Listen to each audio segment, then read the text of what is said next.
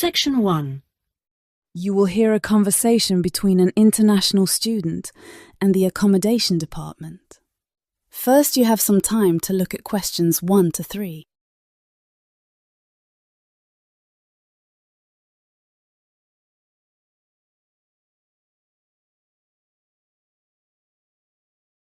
Now listen and answer questions 1 to 3. Hello, accommodation department. How can I help you? Do you look after accommodation for international students? Yes, we look after accommodation for all the students. Good. I hope you can help me then. I've only just been accepted onto a postgraduate course, and I want to know if there is any accommodation available from this September. I know it's very short notice. Yes, it is rather late, but I'm sure we'll be able to find you something. First of all, can you give me your name and student number so that I can find you on the system? Sure. My name is Maria Teresa Gonzalez. Maria Teresa Gonzalez. How do you spell that? Gonzalez.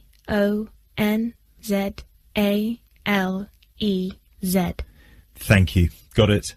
And your student number, please? SHU 300715PG. SHU 300715PG. Ah, here you are. Department of Modern Languages. Yes, that's me. Before you hear the rest of the conversation, you have some time to look at questions 4 to 10.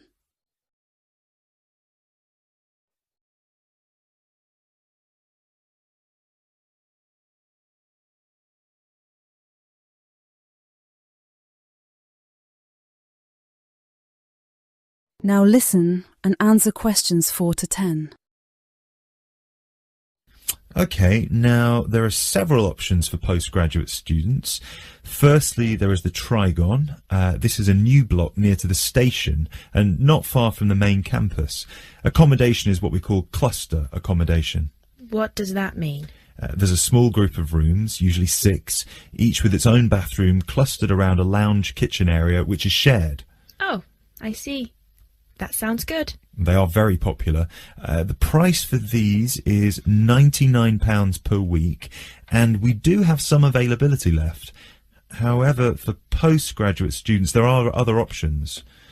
And what are they? There's another apartment block called The Cube, located near the west gate of the campus. Accommodation there is in 1 or 2 bedroom self-contained flats. So, the Cube is self-contained? How does that work?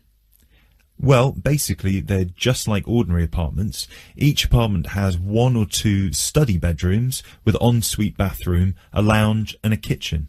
And what is the price of those? For the 1 bedroom, it is £180 per week, and for the 2 bedroom, it is £110 per week for each person. And can I choose who I share with? If you have a friend and you would like to share with them, of course, we can reserve a 2-bedroom apartment for you both. Otherwise, you just have to share with whoever else is there. Obviously, it will be another woman. I will have to think about this. Do I have to make a decision now? No, but we don't have much accommodation left, so I can't guarantee that there will still be availability if you leave it too long. Yes, that's fair.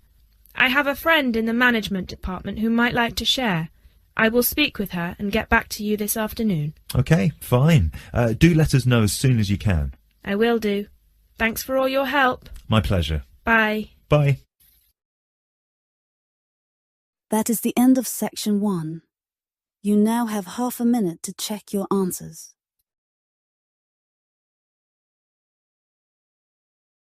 Now turn to section 2. You will hear a speech given by a head of a company to some new employees. First, you have some time to look at questions 11 to 16.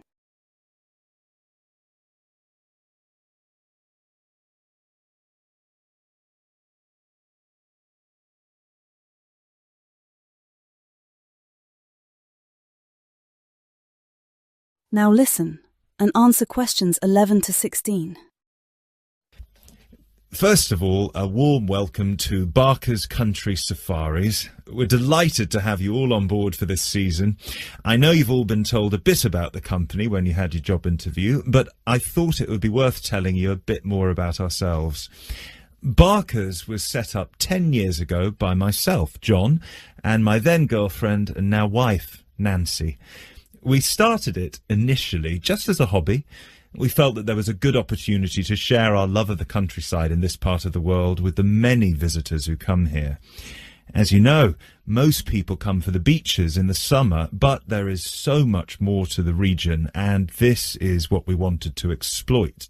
Nancy and I were born near here, and as teenagers we went climbing, kayaking, whitewater rafting, potholing, and just straightforward walking. This district is in our blood, and we love it.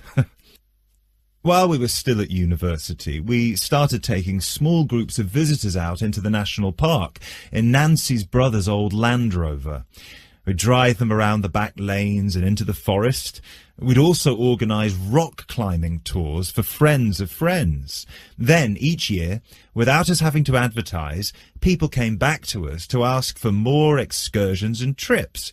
So, 5 years ago, we gave up our other jobs to focus full-time on Barker's Country Safaris. Now, 2 years after that, we set up the activity tour part of the business, and 1 year ago, we expanded into organising activities for school groups during term time. Obviously, this was a massive challenge with all the health and safety requirements, but it's proving a great success. Before you hear the rest of the conversation, you have some time to look at questions 17 to 20.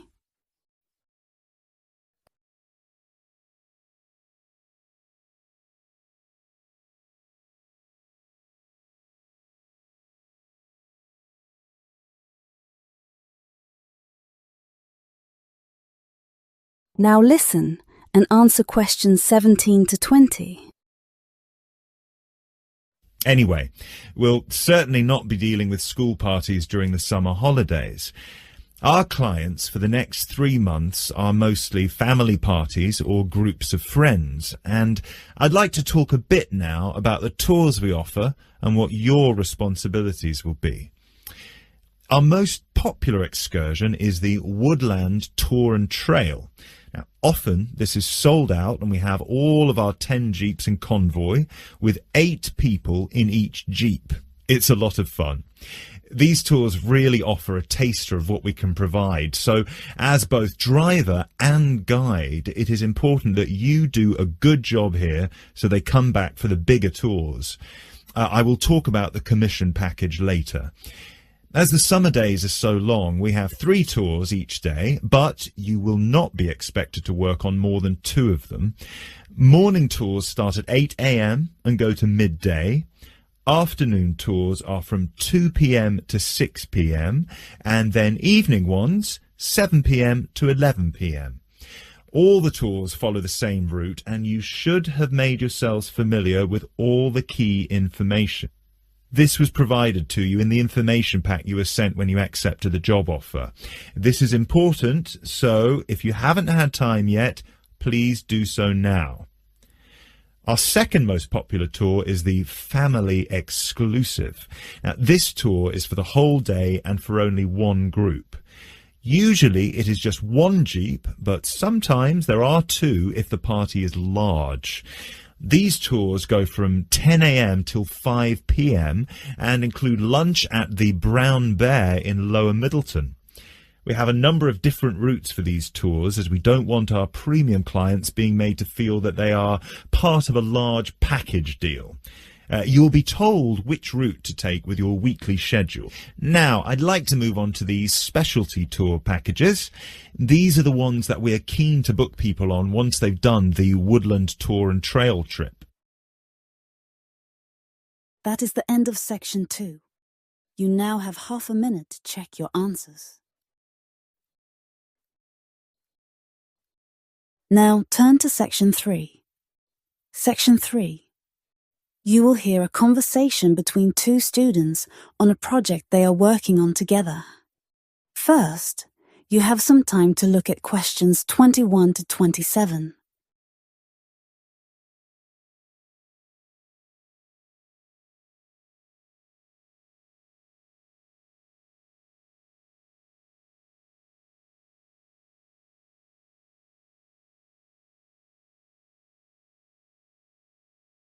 Now listen and answer questions 21 to 27.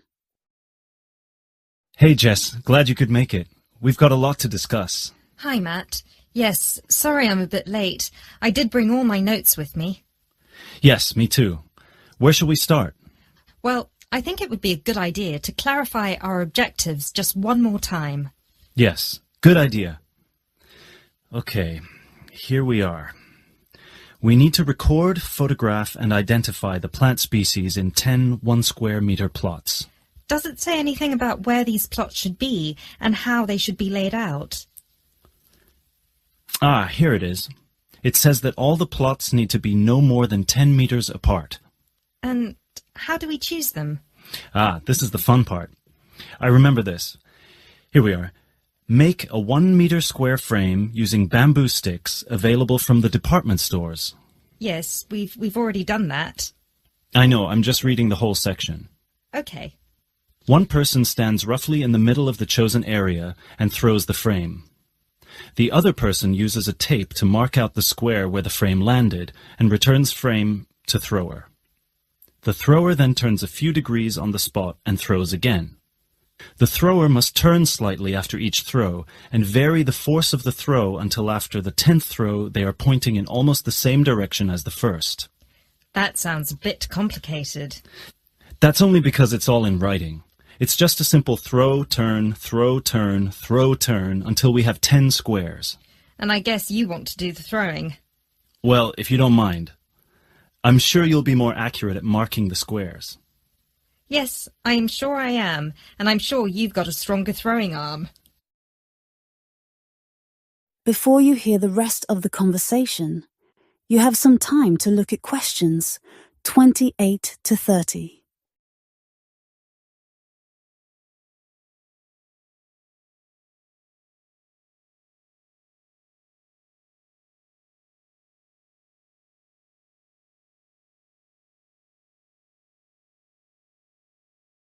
Now listen and answer questions 28 to 30. Okay, good. We've got that sorted. Now we need to decide where to go. Yes, I've been thinking about that and I've brought the map. Ah, well done. I forgot mine. Now, I've identified 3 possible locations, but they've all got some disadvantages. Okay, fire away. Well, the area around this lowland marsh could be interesting. There'll be a lot of interesting water plants here. Looks good, but what's the problem? Mainly that it's already a designated nature reserve, and I think there's already been a lot of research done here. Ah, I see. Well, I'd rather do something that's new and can be useful. I agree. That's why I identified this area further west. See, here, behind the beach. Oh yes, I see. That area there, where it's flat, but quite high. Exactly. If you look a bit further inland, you'll see that there are hills which will protect that area from strong north winds. I see. Excellent. But what's the problem? Just that it may not be very interesting. We know that the geology there is not conducive to a wide variety of plants. I agree. So what's your last idea? Well, I think this one is a bit of a winner, although I did want to show you the other 2. Look up here, on the north coast. Where? See this bay? Well, I know that there's been quite a lot of studies done here, but a bit further to the east, behind this headland. No one has ever looked at that. Well, I certainly couldn't see any studies. That is interesting. And the plant life could be a bit different because of the shelter from the wind the headland provides. Exactly. Brilliant, Jessica. That's a great idea. We'll go there. Thanks. Now all we have to decide is when is a good time. That is the end of section 3. You now have half a minute to check your answers.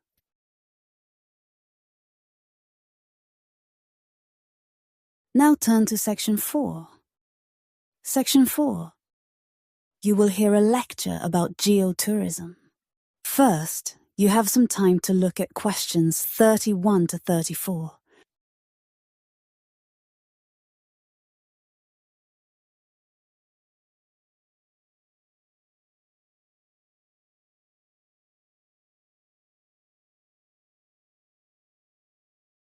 Now listen and answer questions 31 to 34.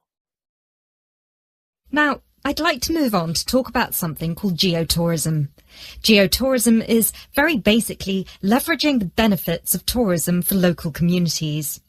I would just like to give you a couple of statistics which are very illustrative of the current situation with regard to young travellers and international tourism. Firstly, tourism has an impact on more people worldwide than any other industry. Indeed, it has an impact on 1 in every 2 people, either directly or indirectly. The second statistic is that in global tourism, there is a 97% economic leakage.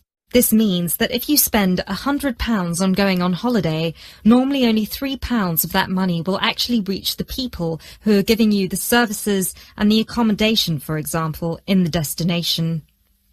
If you put these two figures together, you can understand why some of the regions of the world which have very high levels of tourism still have very high levels of poverty and huge developmental challenges. These countries have this massive industry demanding a huge number of services, but they are not seeing a fair reward for these services. Geotourism is about changing this. Before you hear the rest of the conversation, you have some time to look at questions 35 to 40.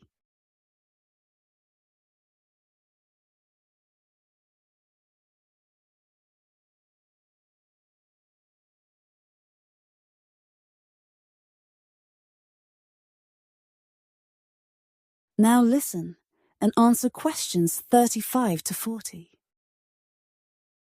Projects are now being developed with financial organisations such as the World Bank.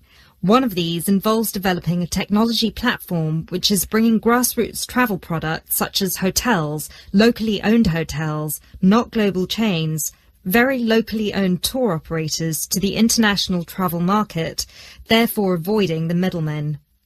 These middlemen often cut them out of the market completely or just make their business unsustainable. Another way that geotourism can be promoted is through the niche travel market of volunteering.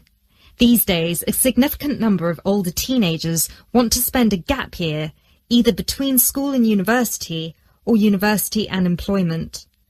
Often, these people want to spend some or all of their year volunteering, but they either don't have the money or don't feel inclined to pay the main volunteering organisation businesses the fee they require, which can be as high as £3,500.